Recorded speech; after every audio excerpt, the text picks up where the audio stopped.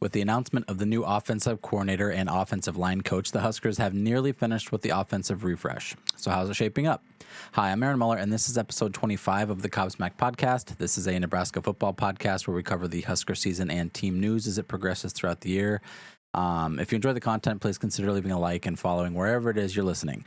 First and foremost, Frost announced the next two additions to the offensive staff. We'll first cover who they are, look back at their resumes and what they've accomplished, how what they do might influence the team next season, and discuss a little bit about the transfer portal and recruiting this year, as that's being talked about a lot as well. So first, let's talk about what Scott Frost needed or wanted from these hires. The offensive coordinator, obviously, he needed somebody with experience and that was proven with success. You don't want somebody coming in here without the proven history, like Mike Riley. He didn't really have success, and you kind of wondered why he got the job. We don't need that from an offensive coordinator going into this season. He needed to be able to trust them with the offensive reins. It was going to be hard enough for Scott Frost to completely step back like he says he's going to and like he intends to. He admits it himself. It's going to be a hard transition for him because that's kind of his wheelhouse. He is an offensive guy. I don't think he's going to step back completely like during practice. He's still going to help develop the game plans and things like that. But as far as when the game's on and there's coaching needing to be done, he's going to do the coaching side of things, and the offensive coordinator is going to handle play calling. So he needs somebody that he can trust in that regard. And although he's not stepping away completely, it's still going to be hard for him. Looking at the offensive line coach, you need someone that's going to be able to hit hard on the fundamentals and techniques. You want somebody that's going to be able to come in and kind of clean up the mistakes that we've had on the offensive line this year, but then also develop those guys and show them the techniques that they can use to help block the quarterback, to help push the holes open for the running backs, that type of thing. The offensive line lacked those mightily this year. They struggled in those areas a lot. And while developing the future pipeline is going to be important for the long-term success, it's going to be vital in that regard. You need someone who's going to be able to come in right away and make an immediate difference with the guys we have.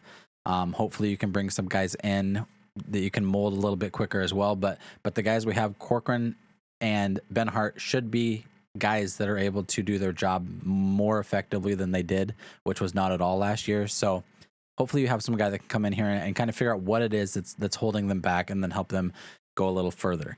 So we're going to tackle the offensive coordinator hire first. They brought in Mark Whipple. So they brought him in as the offensive coordinator and quarterbacks coach. That's the same position that he held at Pittsburgh for the past 3 seasons. Honestly, I wasn't sold right away on the hire because I hadn't heard of him. I mean, I knew of Pittsburgh, and I guess I've heard about his name, but I didn't really you didn't hear that he was like a top mind in football. You didn't hear like that he's the next big head coach, like he's not the next guy up. But I think some of that kind of plays off of some things we'll get into. But the more I look into him, the more that I'm actually looking back at his resume, the things he's accomplished, and then kind of how his brain works and how his system works, the more I like him. Many are worried about his age as it being a negative. He is 64 years old. But if you look across college football, the college NCAA alone has 3 head coaches, including Nick Saban, who turned 70 this year. So, I mean, he's not a spring chicken by any means, which I think that's maybe why you don't hear a ton about him, because he's been around for a long time. He's not a hot new name because he's not hot or new. So, I mean, that's kind of part of it. But, I mean, Nick Saban turned 70 this year. NFL, you have a ton of coaches that are 68, 69, 70 in that age group. Frank Solich himself, we all know him in Nebraska. He coached until he was 76. So you have a lot of coaches that are kind of going further than they have in previous years, but you're also seeing athletes kind of go past the prime, Tom Brady being the prime example. But you see players going longer and coaches are also going longer, and there shouldn't be like a negative to that as long as they're still showing success. What he lacks in the youth and energy, though, I think he's making up for that in experience. So he's had many stops on the resume. If you look at his resume, it's very long. A lot of places he's been head coach, a lot of places he's been like a QB coach.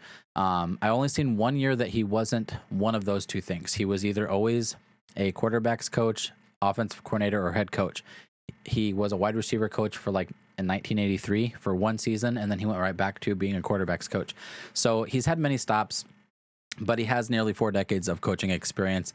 That's going to be invaluable to somebody like Scott Frost, who's brand new to this head coach thing. He maybe hasn't gotten everything figured out. The things he's going to be able to ask Whipple about, what would you do in this situation? Just having that guy to bounce ideas off of, who's been in these positions before, probably multiple times, is going to be something that Scott Frost is really going to find value in, I think. You could say the height of Whipple's career was when he was the QB coach for the Pittsburgh Steelers from 2004 to 2006. He was vital to then rookie quarterback Ben Roethlisberger and his growth. So he was the first NFL quarterback to go undefeated in his rookie season, and the very next year in 2005 they won the Super Bowl. So he came in at the same time that Ben did, and he was able to get him ready for the NFL so quickly. I mean, you can't put this all on him either. It's not like he turned a rags to riches story. Ben Roethlisberger came in, he had the talent, but he needed kind of that mental edge to make it in the NFL, and he credits a lot of that to Mark Whipple. If you look back at his most recent stint with the University of Pittsburgh, he was the offensive coordinator and quarterbacks coach there. He worked with Heisman finalist Kenny Pickett. Again, you can't attribute all of Kenny Pickett's success this last year to Mark Whipple, but you can't have one without the other. One's not going to be as good as he is without the offensive coordinator, and the offensive coordinator obviously is not going to have the stats if he doesn't have a star quarterback. But on the quarterback side of things at Pittsburgh, he developed the quarterback play consistently every single year. If you compare his first year there to his last season there, in 2019, the team finished with 17 touchdowns passing with 10 interceptions. That's 261 passing yards per game. This very last year, they had 43 passing touchdowns with 7 interceptions and averaging 350 passing yards per game. So they had an increase of like 250% on passing touchdowns, which already kind of tells you that he's a pass-happy guy. But we'll get into that a little bit later. On the offensive coordinator side of things, Pittsburgh offense as a whole, so not just the passing department's not going to just see a big rise and then the rest of running is going to take a big hit. The offense as a whole improved every year he was there. So again, comparing his first year to his last, they were averaging 22.9 points per game in 2019, and they were averaging 380 total yards per game. Last season, they were averaging 43 points per game, and they were averaging over 500 yards per game. So it's, again, a big jump there. In 3 years, he was able to establish his kind of philosophy on the offensive side of things, and it pays off in a big way. Many fans are worried, as I mentioned, that he does not run the ball as much. He's not a run-first guy. He's going to be more of a balanced guy as we see getting into the stats. So although he does favor the pass, in 2019, even his first season there, they ran the ball 45% of the time. They ran the ball.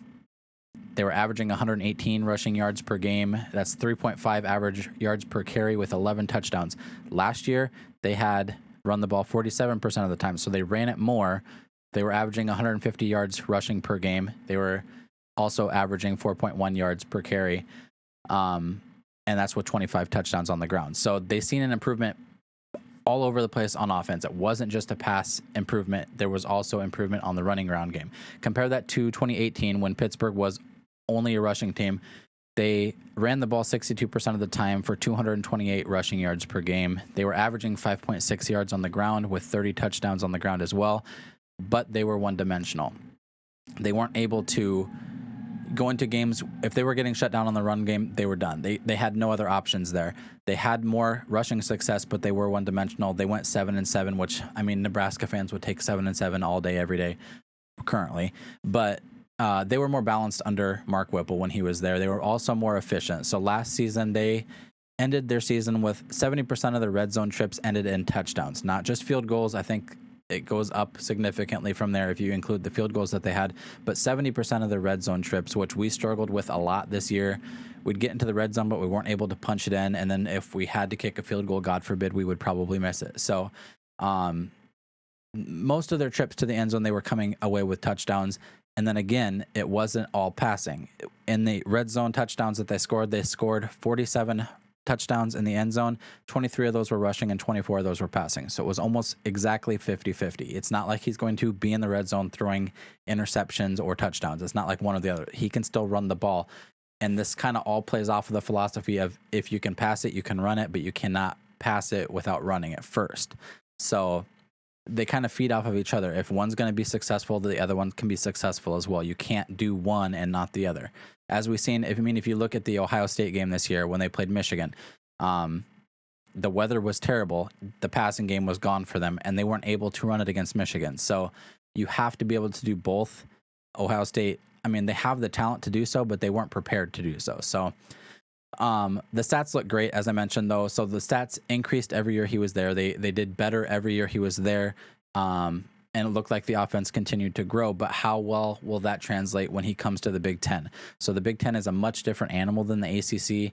The Big Ten is arguably one of the toughest conferences top to bottom. Maybe you can argue the SEC, but I think the Big Ten is the toughest conference top to bottom. There is no weak games. There's no, walk away games that you're going to take home, right off the board. Just mark that on the calendar. That's a win. So you have to go into these games knowing that every game is going to be a battle. And the Big Ten is a rushing, conference. That's what they do. But after reading through all the praises and things that he's gotten from everyone from Pittsburgh's head coach, Pat Narduzzi, he gives him major credit and Pitt's success from the offensive side. He said that we wouldn't be where we are without the offensive side, and that's all run through Mark Whipple. Ben Roethlisberger also still, like I mentioned, he still speaks very highly of Mark Whipple and his development as a player through him. You look back at the other quarterbacks too. So he was the head coach of University of Massachusetts on 2 different occasions. Andrew Ford was the starting quarterback at the University of Massachusetts, and Kenny Pickett himself from last season. I mean, nobody has bad things to say about him. He develops players well as a quarterback's coach. Then you go on to run that through the offensive coordinator position, and it just all kind of merges together. What do you call it? Symbiosis or whatever.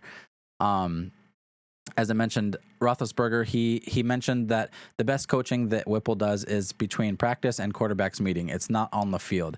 He helped him develop mental poise to be ready for the game. He made sure that he had a game plan ready and that it was solid. And he kind of also helped him with confidence. So he knew going into every game that his quarterback's coach was behind him. And he had them ready before they even stepped on the field. So that when they got on the field, he's like, I don't need to coach you on the field. You got here because of your ability. I just need to get you ready for the game. And that's what he did. Andrew Ford echoed that sentiment. He said that there were never surprises on game day. It got to the point where the game was easier than practice because he would challenge the quarterbacks so much throughout the week. That's things that you heard from former Husker players during their great run in the 90s, was that practice was so much easier than the games were because of the guys you were going against. In this scenario, it's because he drills the game plan and what the quarterbacks are going to see from the defense all week. So when they get into the game time, there's no surprises there. That's not something that's going to shock them. They're ready for everything, and they're able to think through and make better decisions based on that. He also mentioned the same thing about the quarterback meetings. So the quarterback meetings are met on Friday. He met with the quarterbacks, and he kind of ran through how practice went, how the week of practice went, what works, what's your go-to. If we had to get 2 yards, what's the go-to play that you would trust? He had a lot of feedback from the quarterbacks, and that it's important because that's your captain on the field. That's your guy on the field, and you need to run through him. You can't just throw a play at him and say that this is my favorite play as the head coach.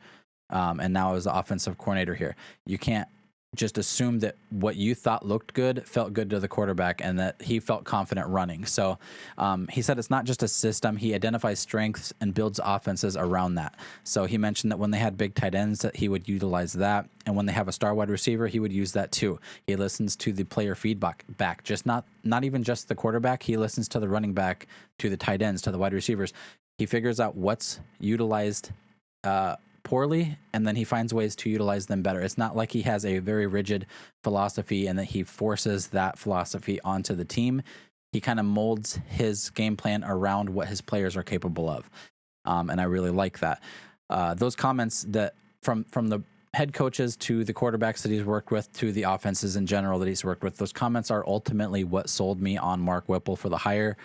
It wasn't, as I mentioned, some rigid scheme that he was forcing on them that brought him success. It was preparation, learning his own team before he even goes up against other teams to see what they're great at, what they can get better at, and then how to utilize that against different defenses. The fluidity on the offense to utilize the tools on hand is what brought him success. He's not forcing a square peg into a round hole. He's molding it. That's the only way to put it. He's molding the offenses and the game plan around who he has, and that's just been working wonders for him. This is exactly what Frost needed from the offensive coordinator position. first and foremost, he has experience winning, not just experience. He has the 40 plus years of coaching experience, but he won a lot of games during that time, whether he was the head coach, just the quarterback's coach, or the offensive coordinator. He finds ways to do the best in his position. And as offensive coordinator, he's been doing very well.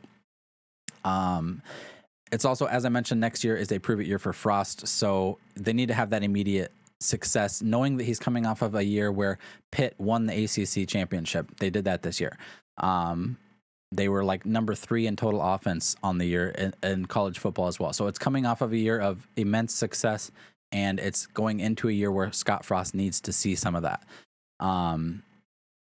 I think people have mentioned that Scott Frost's contract renegotiations that they had ends in October after 6 games.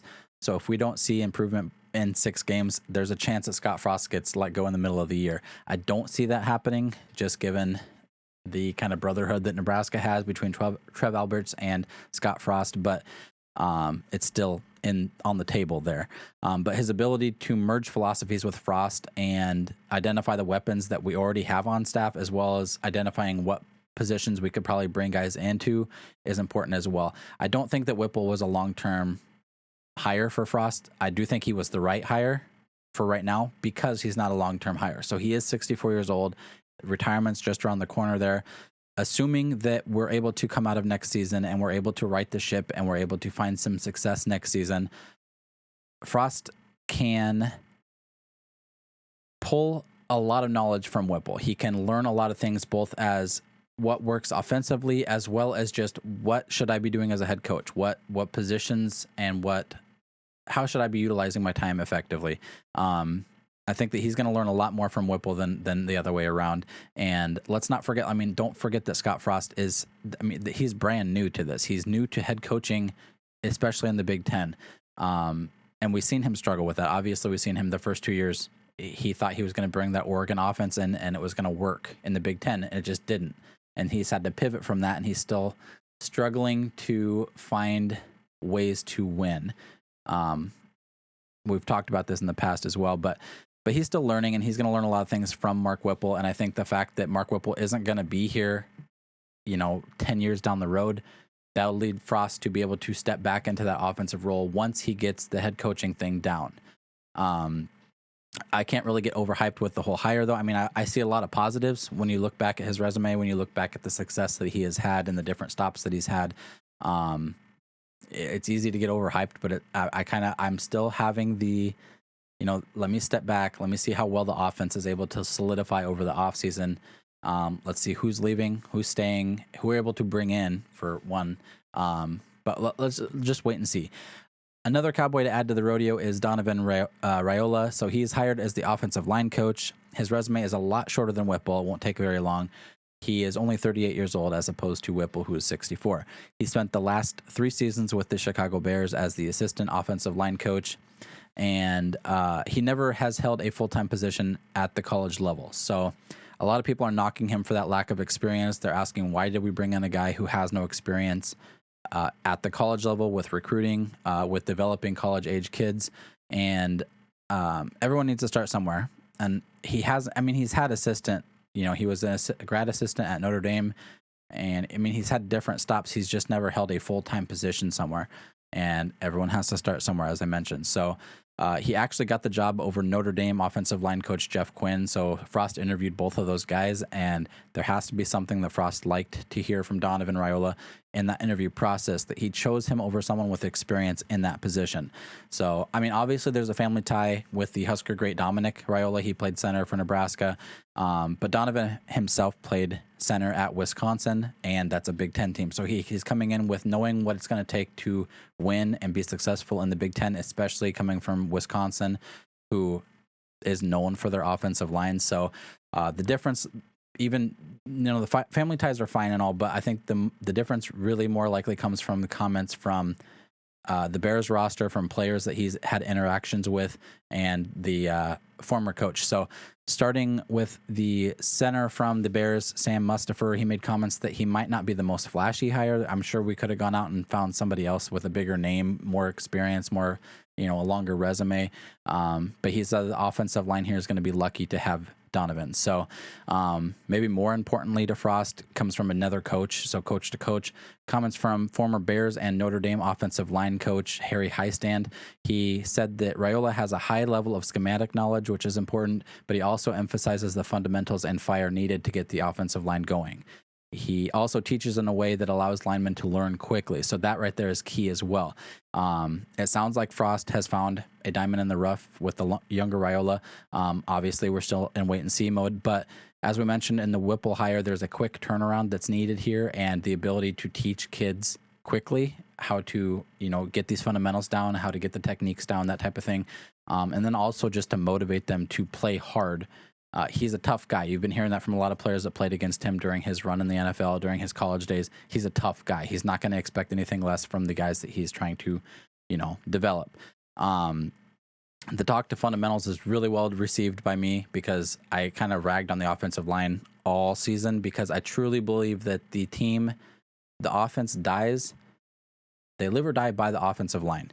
There's no being successful on offense if you don't have a good offensive line. I keep saying that I want to see the stats for the bottom 5 offensive lines in college football and what that average record looks like, because I almost guarantee that it's going to be, a bad record. There's not going to be, an 11-2 team that doesn't have a good offensive line.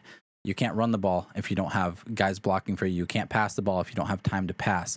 There's just no way to have an offensive powerhouse if you don't have an offensive line. So the fact that he's going to be able to come in and push execution and fundamentals on these guys is something that I'm more than happy to hear about. So it sounds like although the experience isn't there, the expertise might be. So he's coming in with the exact things that we lacked last season. And hopefully, the recruiting thing is going to be new to him and things like that. But you have, recruiting giants. Mickey Joseph's going to be a recruiting powerhouse for us. Mark Whipple's had a lot of experience in that. Frost himself is a good recruiter. So you're going to have guys that are either going to show him how to do it or just kind of take over that role for him completely. I'm not too concerned with the recruiting side of things from him. He will grow into that role if we make it past next season. Also, a secondary point that was brought up on the Go Big Redcast is Cam Jurgens has been strongly considering making that jump to the NFL. I mentioned this last week, but I mentioned it with Austin Allen and Cam Taylor-Britt when they, could have gone to the NFL. I kind of said the same thing. If they can go out there and they can get the money, if they see that their draft stock is good enough to make it, do it. There's no reason to hold a kid back when he can go out and make money, that life-changing money. With NIL, it's a little bit different now because they can make money now, but NFL money is a completely different story. If they're able to go out there and do it, don't hold them back. Let them go out and do it. In Jurgens' case, though, I'm not sure that that's the wise decision. I'm not sure that right now is the time to jump for him. I feel like one more season of development and experience will only help him. He's only been doing the center thing for 3 years. It's a hard job. It's probably taking a big toll on his body, and he doesn't want to stick around any longer than he has to. But I don't think he's up to an NFL level yet. He's good. He's the best offensive lineman we have, obviously. But with a guy coming in like Raiola. So Raiola played center. He's seen both the talent levels at the college level and at the NFL level. Maybe he can stick around and show Cam some things that will up his game even more. Iowa center Linderbaum, he won the Remington Trophy, and he's off to the NFL. What's to say that Jurgens can't do the same thing? What's to say he doesn't come back next year? He develops this offseason. He's able to learn some techniques and things to up his game to that next level, and he just has a tear next year. God forbid we have success next year, but Jurgens has success. He wins the Remington Trophy. Then what does his draft stock look like? It looks so much better. Even if we have an average year next year, but he shows improvement, his draft stock can only go up. I don't see it going down. He hasn't regressed at all in any of his seasons here. So why not try to take that extra year to raise your draft stock and make that much more money? We're talking a huge difference between going possibly undrafted, even 7th round draft pick as opposed to 3rd or 4th round draft pick. That's a lot of money. And I think that it'd be wise for him to kind of stick around and at least see what his options are with the new offensive line coach. Lastly, I want to address kind of the worry about the recruiting class not being as big or as deep as people think it should be. kind of underwhelming is what people have been saying. I believe that given the circumstances of what's on the line next year for Scott Frost and the staff, that the transfer portal is kind of taken the primary focus here. I know that the transfer portal kind of has completely shifted the way that coaches and players are both looking at it. The coaches currently, they need guys that are going to come in with experience. They can't wait for the freshmen to develop. They don't have that time for next year. The timeline will change, obviously, if we see success next year. But for right now, we need guys to come in with experience and that can have immediate impact on the team. And with the shift of the transfer portal to being more of a free agency, you see a lot more talent and experience going into it now than you have at any time in the past. You see a lot of guys that kind of go in there. They might have 3 years down. They have one more year left to go, whether that be from a smaller school or from, a less flashy school, and they want to make that jump to get to a big powerhouse school, traditional school, to get more eyes on them for the NFL draft. So before that wasn't a thing. You stuck around with your team for all 4 years, then you went off to the draft. Now you have options. There's always options there since the transfer portal is open. But you see a lot more talent and experience in there, so the coaches have a lot more to choose from in that regard as well. So that completely changes the recruiting process for the high school kids, which kind of sucks for them. But this is nationwide. This isn't just a Nebraska thing. This is all over the country. People are looking at the transfer portal now before they start going into that high school recruiting phase. That might be different for people like Alabama and for Ohio State, where they get the guys to come to them. They don't have to go out and search for them. But I think the JUCO will even be looked at a little bit more than the high school recruiting will this year. So the high school recruiting numbers, the ranking might not look that great this year, but I still believe we're going to have a lot of talent coming in. It's just going to be from the transfer portal from JUCO before it comes from high school kids. I still expect that we will see more high school recruits between now and early signing day, which is a week from here. I'm recording this on Sunday night, so early signing day is still a week away, so I expect to see more kids sign before then, especially since the hires have been named now. The offensive coordinator, you can kind of look to see what kind of offense we're going to run. The offensive line coach, if we're trying to bring in some of those guys, and Mickey Joseph being the guy he is. I know that they've talked a lot about trying to bring in ex-LSU quarterback. He's in the transfer portal. And then I think we're going after a couple different offensive linemen as well. But, I mean, we have been recruiting. It's just not high school kids. So what do you guys think, though? So what do you guys think about both the new staff? What do you think about the changes to the transfer portal and kind of how we're going about this, how next year's kind of an all or nothing deal for us? Do you like the hires? Do you not like the fact that one of these guys doesn't really have a resume at all? Let me know below in the comments, or you can find me at Twitter at Cobsmacked Pod. But also, if you have any other topics, so off season is going to be long. I'm already counting down the days till Husker football kicks off again, but we have a lot of time to cover topics that we might not usually get to during a football season. So if you have any of those on your mind, you can let me know on Twitter or in the comments below as well. But until next time, go Big Red.